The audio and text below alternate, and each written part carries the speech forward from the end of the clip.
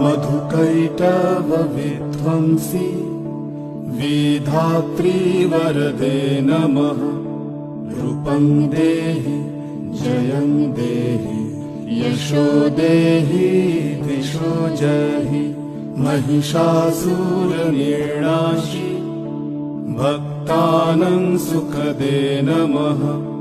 रूपं देहि जयं देहि यशो देहि दिशो जहि।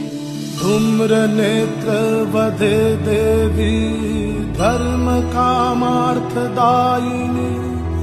रूपं देहि जयं देहि यशो देहि दिशो जहि।